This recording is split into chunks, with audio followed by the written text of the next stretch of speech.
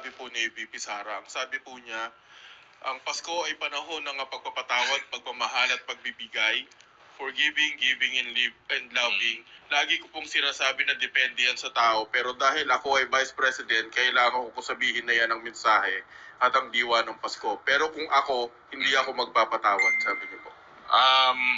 Siya po siguro yun. Pero kung ako nasa lugar niya, siguro, broad po kasi ang pagpapatawad. So, ang pinakauna ko pong gagawin, papatawarin ko muna yung sarili ko bago ko magpatawad ng ibang tao. Kasi pag napatawad mo na sarili mo sa mga pagkakasala mo o kung ano man nagawa mo masama, yan lang po yung panahon na makakapatawad ka na ng mga ibang tao. So, unahin po muna ang sarili para at least po makapatawad po tayo ng ibang tao. Merry Christmas. Thank you, Billy. Marian Enriquez from TV5. Go ahead with your questions, ma'am. Good morning, sir. Regarding lang po ulit dun sa Christmas dinner last night, kamusta po ba yung mood ng President? You mentioned na he was touched po, pero did you approach him? Were you able to talk to him? What did he say? Madami po kasi, pero inikutan naman po niya kami lahat. Nakapag shake hands naman po. Tapos, Ilocano kasi ako pag nagsasalita sa kanya. So, kinamusta ko lang siya, sabi niya. Okay naman daw siya. Siyempre, maraming trabaho. Saka medyo gabi na. So, baka pagod na siya from mula umagang pagtatrabaho hanggang ano. Pero ano naman, maganda po yung he was in a very, feeling ko malaking bagay na yung may nabigay po sa kanyang resolution na ganun. Parang kahit sino naman pag may na-affirm na support or tulong sa'yo, di ba? Parang magaang po sa pakiramdam. And it showed during his parang yung thank you speech niya. Okay naman. Maganda naman po. Sige, thank you, sir. I understand hindi niyo po natakal. You made it very clear na wala pong napag-usapan tungkol sa impeachment. So, ano po ba ibig sabihin nito, sir? Parang conscience vote na ba ito? Kanya-kanya na po kayo? Hindi naman talaga klaro naman po yung Pangulo no, na yung legislative saka executive may magkaiba po yun. Pero hindi naman po ibig sabihin na bahala na kayo sa buhay nyo. Hindi naman ganun sa tingin ko. Kasi kahit alam naman po ng lahat na kahit ano naman yan, syempre, presidente po yan ng bansa. Meron pa rin naman pong mararamdaman po mo pa rin naman kung importante ba yung mga ganitong bagay sa kanya o hindi.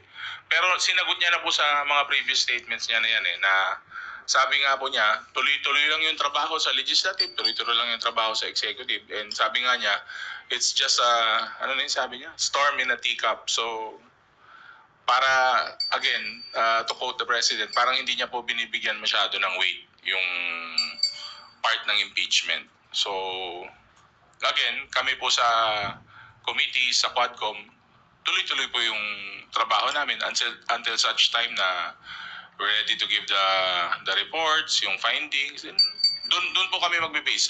Very consistent naman po ako sa pagsagot. Since, ewan ko kung nakailang press con na ba tayo. Basta, yung mga sagot ko po sa mga press con po natin, ang goal po namin is yung dun sa committees. Then, pag nabigay po yung mga reports saka findings, then consensus, then we move forward from that. So, ganun pa rin.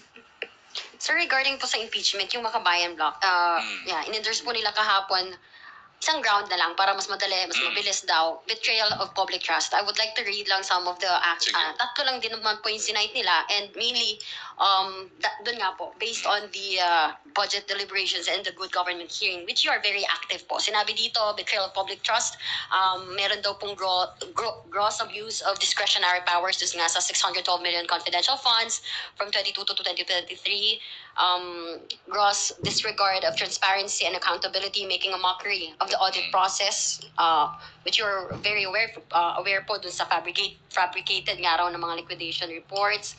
And lastly, yun po, yung kanyang hindi or refusal to recognize po itong ating congressional oversight sa pagkandak nga po ng mga hearings.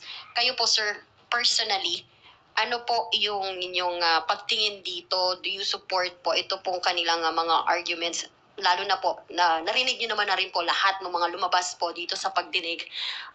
Do you support po ba itong kanilang mga tinutulak na sa impeachment? Yun po kasi yung mga grounds for impeachment. So talagang iikot ka po dun sa mga sinabi mo na grounds for impeachment nila. Dun, hindi ka naman po makakapag-file kung wala sa isa dun sa mga former Congresswoman Liza Masa, and she said na sana raw po yung mga lawmakers natin bumoto not in hindi dahil sa kung dikta ng sino man or ng inyong political parties or Definitely, ganun. Ganun naman po kami bumoto dito. Okay. For today's last question, phone in from Kenneth Basilio of Business World.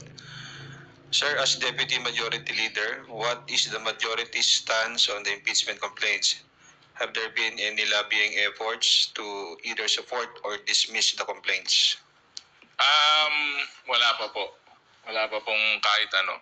Talagang sabi ko nga po, we've been very focused with the hearings.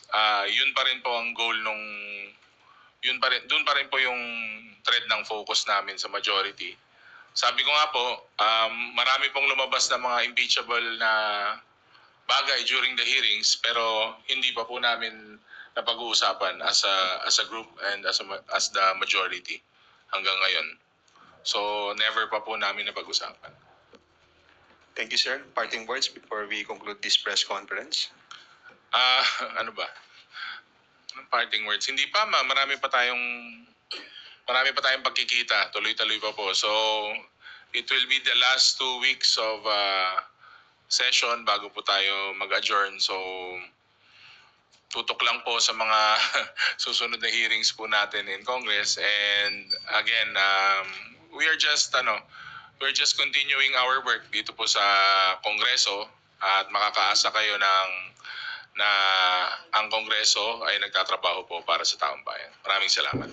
Thank you, Deputy Majority Leader and La Union 1st District Representative Paulo P. Ortega de P. for joining us today to everyone. Maraming salamat po ulit. Magandang tanghali.